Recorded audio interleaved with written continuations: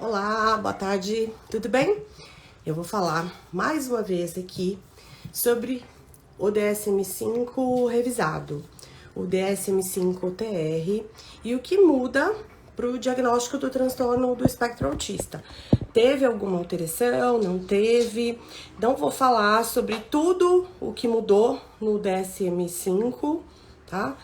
Vou ficar aqui no nosso hiperfoco, que é o transtorno do espectro autista. Então, eu vou começar fazendo uma errata aqui, que é a seguinte. Ele tava o ano passado só em inglês.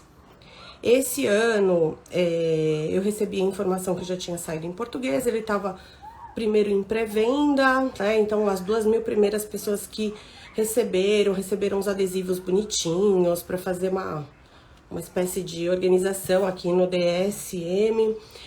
Depois disso, já manda só o normal, atrasa pra caramba, mas no começo não tem ainda acesso, né? Não tem na internet, igual o DSM-5, o antigo.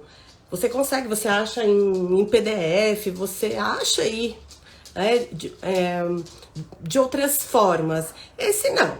Então, a gente conseguia ver pessoas falando sobre, pessoas que teoricamente tinham tido acesso a esse material, falando sobre entrevista das pessoas que tinham produzido esse material, e aí a gente conseguia ter uma ideia, né, de que os critérios não teriam, sobe aqui, cachorrinho, sobe aqui, que os critérios não tinham mudado, mas que a forma que esse diagnóstico ia ser feito teria alguma mudança, porque nas entrevistas que eu vi algumas entrevistas das pessoas falando sobre a não banalização do diagnóstico, que isso seria muito mais objetivo, menos subjetivo, não ia deixar isso tão aberto para que pudesse ajudar ainda mais o profissional. Eu também recebi pessoas que diretamente falaram, né, sobre isso, sobre as mudanças, enfim. Eu imediatamente comprei, assim que eu fiquei sabendo que ele tinha saído da pré-venda, porque essa pré-venda as pessoas estavam esperando, né, então foram lançados acho que os 2.000 primeiros, e aí depois que saiu para todo mundo.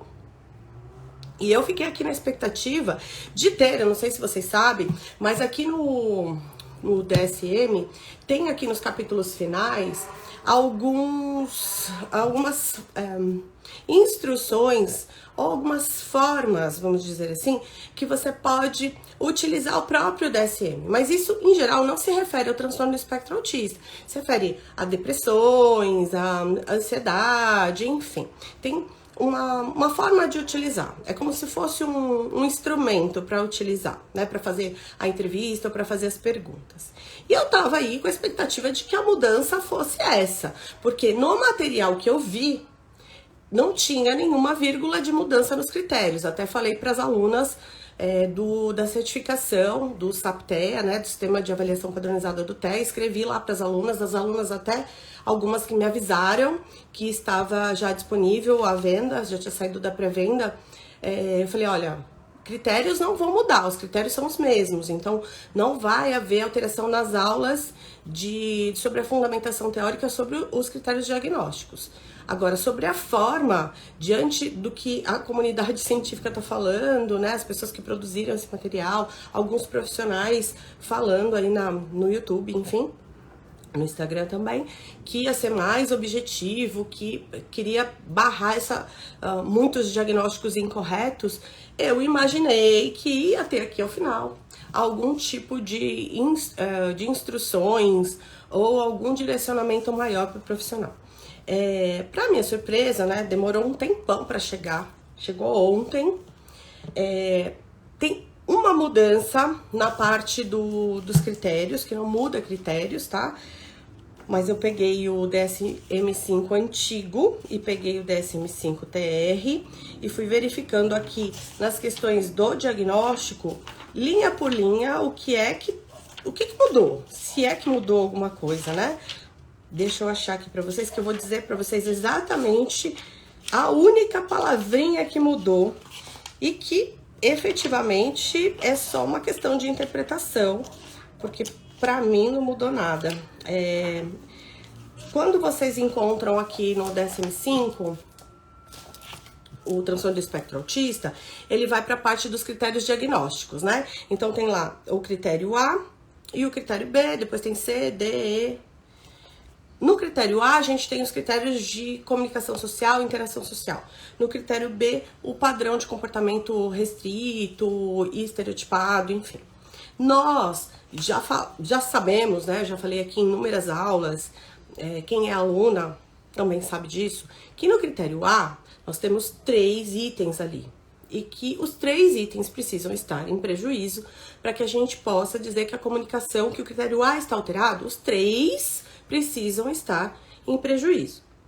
No critério B, nós temos 4 e 2 precisam estar em prejuízo para que a gente possa dizer que o critério B está em prejuízo. Então, isso não é novidade, isso também já estava presente lá no DSM-5 antigo, não é novidade nenhuma. É antigo isso, o DSM-5 é desde 2013, então isso não é novidade. O que me parece é que houve uma mudança, uma palavra aqui, tá? Porque no DSM-5 antigo não estava esta palavra, que é a seguinte: manifestado por todos os seguintes aspectos. E no DSM-5 antigo não tinha essa palavra, estava assim, pelos aspectos abaixo. Então, para mim, isso é uma questão de interpretação, até mesmo de tradução, né? Todos os seguintes aspectos. E todos os aspectos abaixo refere-se à mesma coisa, né? Então, se tenho 3 aspectos abaixo, eu estou dizendo que para a comunicação social estar alterada, todos abaixo e abaixo só tem 3, é a mesma coisa. Então, essa palavra mudou. Todos os abaixo e os abaixo, tá? E com relação ao critério B, continua a mesma coisa. Ele refere aqui pelo menos 2 dos seguintes critérios. E aí ele destrincha ali em os 4 itens para que o profissional possa fazer a sua avaliação. Não tem outras mudanças com relação aos critérios. O que existe aqui nas características diagnósticas, uma mudança do texto. O texto está diferente, mas não há uma mudança de forma ou de quali ou quanti, né, que era a grande expectativa aí diante do discurso. Esqueci o nome do pesquisador quem estava dando entrevista sobre a publicação do DSM-5, e de que para barrar diagnósticos incorretos, o profissional, e isso ia ser muito mais objetivo. Se é só essa palavra, gente, eu acho que não tem muito mais objetividade, não. Tá igual. É preciso que o profissional realmente se capacite, isso é uma coisa importante. DSM-5 não é um livro de consulta, não é um livro de checklist. Isso era inclusive um medo de quem estava ouvindo essas entrevistas e entendendo que de repente poderia vir um checklist aqui. Eu olhava pelos 2 lados. Poderia ser um guia para deixar a coisa mais científica, mas que ao mesmo tempo solicitasse que esses profissionais pudessem se capacitar para fazer isso, né? E fazer de acordo com um guia ali. E isso poderia tirar mais dúvidas dos profissionais, mas não que ele tivesse que checar menos esses itens, item a item, na avaliação através da observação do comportamento. Porque continua aqui descrevendo que o diagnóstico é nosológico, através da observação do comportamento. Então, não mudou a forma como se fazia antes e se faz agora. Esse burburinho que estava correndo aí, eu não vi, reli. Se alguém tiver aí uma opinião diferente ou entendeu de uma outra forma, compartilhe aqui embaixo dessa live, porque eu realmente estava esperando que estivesse no finalzinho aqui alguma coisa diferente, espetaculosa, e eu não achei, não encontrei e não consegui identificar o que é que mudou do DSM-5 antigo para o DSM-5 TR com relação ao transtorno do espectro autista.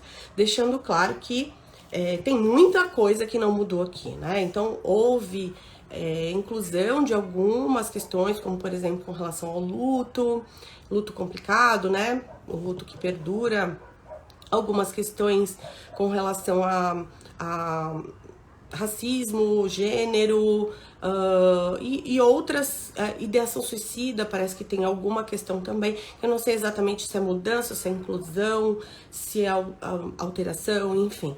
E aí, cada profissional dentro da sua área deve pesquisar, ler, comparar, para entender o que é que mudou direitinho, para não fazer coisa errada, né? Se mudou, assim como do 4 para o 5 teve uma mudança gigantesca. Eu tava aí com expectativas muito altas. Aí, quando eu recebi o material, que na verdade eu recebi o material em uma cópia, né? Só pra enquanto não chegava, que eu já tava ficando desesperada. E aí eu vi que não tinha mudado nada. Eu falei, bom, às vezes é no resto do livro que tem alguma outra indicação de como fazer a leitura desses processos, de como fazer essa entrevista, de como fazer essa observação.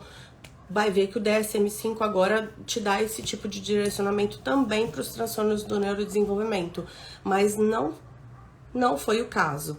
Continuam os mesmos critérios. Para quem não sabe, para quem se interessa, enfim, a mudança do DSM-4 para o DSM-5, ou seja, a partir de 2013, a gente tira o peso da fala como um componente diagnóstico.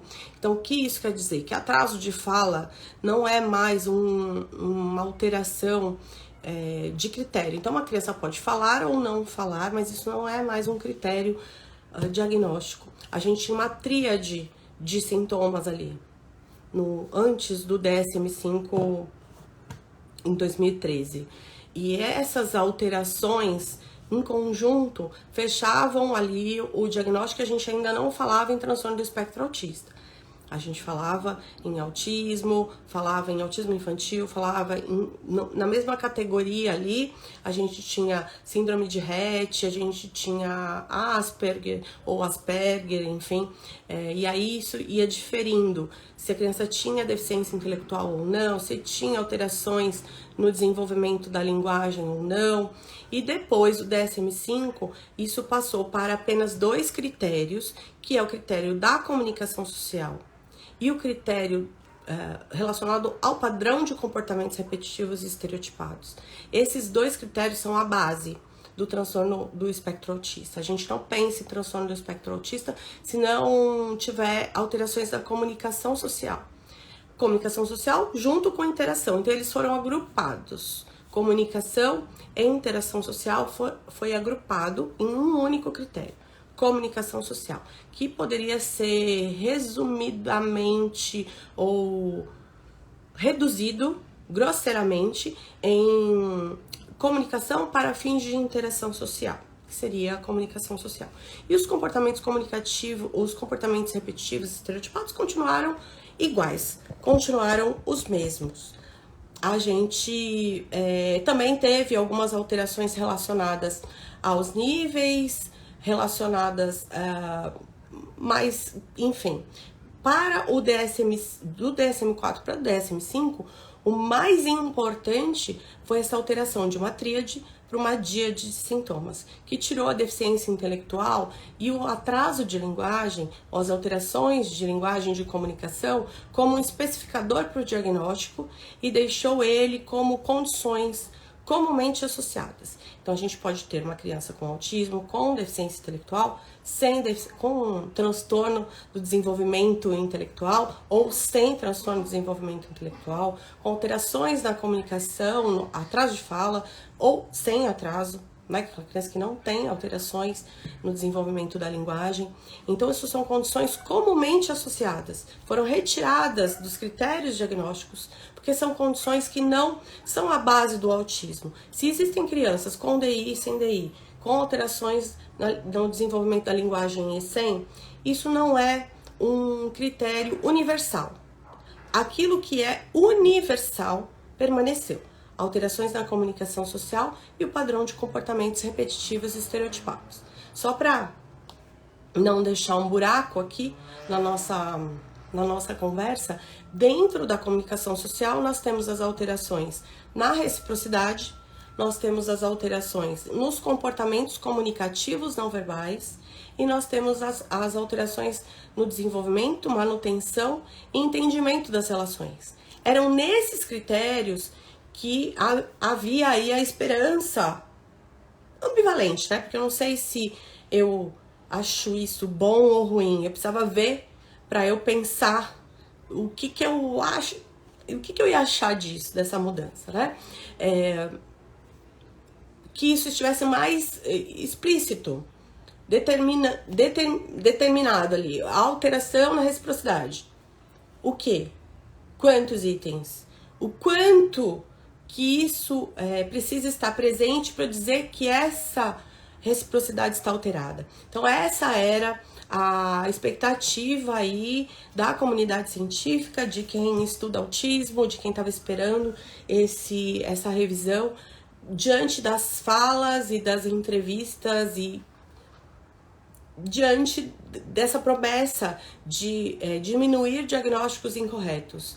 E diagnósticos incorretos, em geral, as pessoas dizem assim: é diagnóstico feito para sim, mas é não. Mas é o contrário também, né? Aquela criança que de repente está com alterações, está dentro do espectro e que o profissional, por dificuldades, por não ter expertise, por não ter experiência, não sabe, não tem um olhar treinado, não sabe o quanto que essa criança precisa ter de alteração para ele considerar que aquela reciprocidade está alterada. Porque esse profissional não conhece desenvolvimento típico, não consegue comparar essa criança com uma criança de mesma idade, né? Compara uma criança de 4 anos com um bebê de 1 ano, e aí, enfim, dá aqueles chabus e diagnósticos incorretos, a gente sabe que afeta diretamente o desenvolvimento dessa criança e a funcionalidade dela no restante de sua vida.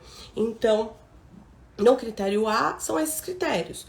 Ali a gente tem várias questões, né? Deixa eu abrir aqui. E isso está idêntico, tanto no DSM-5 quanto no TR, né? Vamos chamar de DSM antigo, quanto no DSM novo, que é no TR. Está exatamente igualzinho.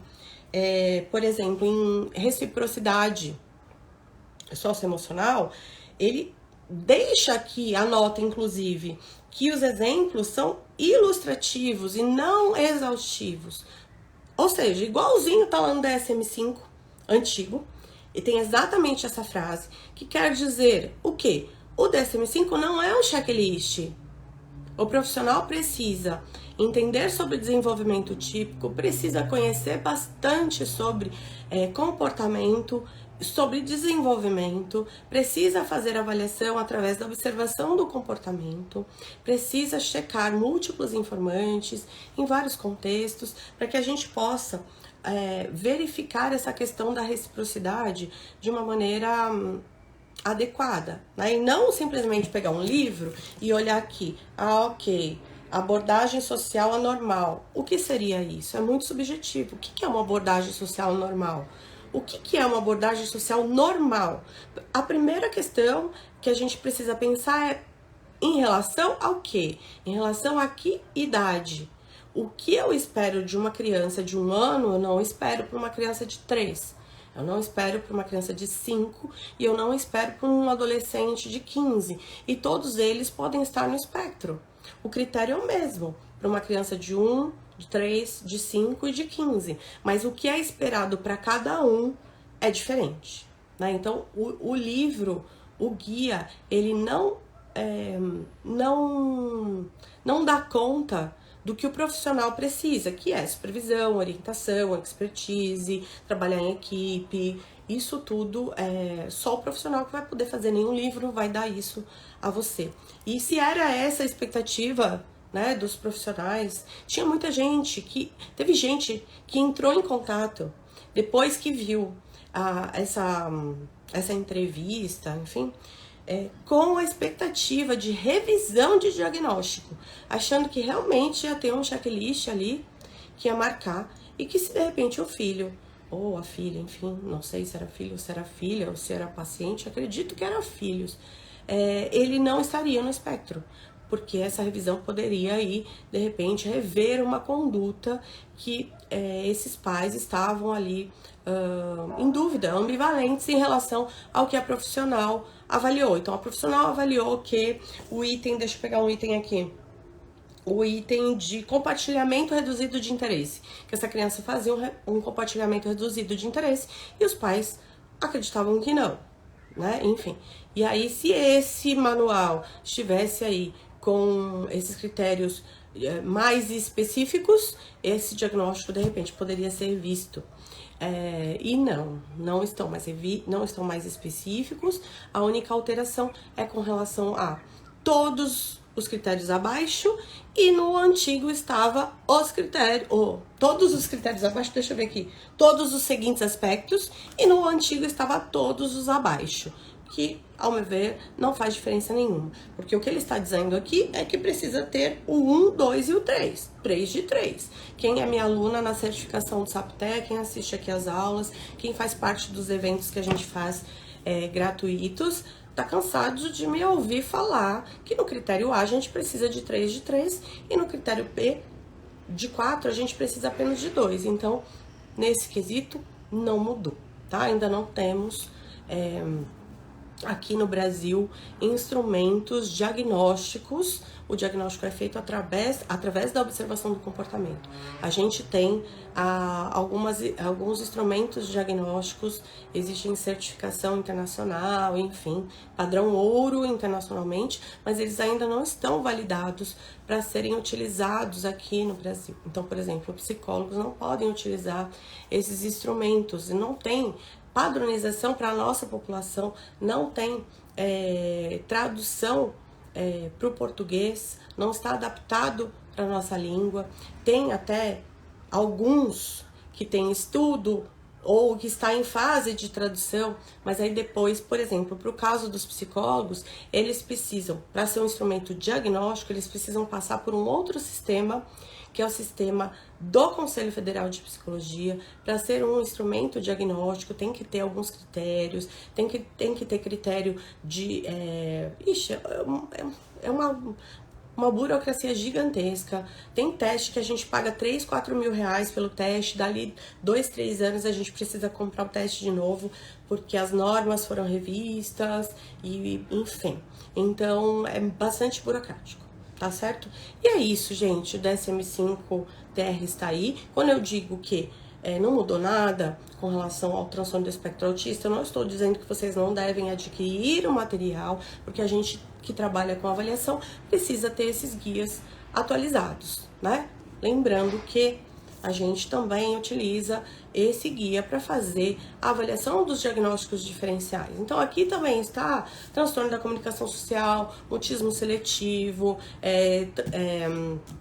TDAH, transtorno de déficit de atenção e hiperatividade, TDDH, né? Transtorno disruptivo da desregulação do humor, TEI, transtorno explosivo intermitente, TOD, né? Enfim, são os diagnósticos que muitas vezes a gente vai fazer o raciocínio clínico. E aí, assim, eu estou falando aqui só do autismo. Eu não vi todos esses outros. E a partir do momento que sai uma nova publicação, a gente precisa se atualizar em todos esses outros para ver se os critérios mudaram, tá certo? É isso, gente. Eu vou deixar essa live salva aqui. Se alguém tiver alguma consideração, não, eu vi diferente, entendi que mudou essa outra questão. Eu estou falando aqui sobre os critérios diagnósticos, tá? De repente tem ali alguma mudança, sobre desenvolvimento e curso. Não é sobre isso que eu tô falando. Fatores de risco, não é sobre isso que eu tô falando. Tô falando especificamente sobre o diagnóstico e como a gente faz o diagnóstico. Tá certo? Tchau, tchau, gente.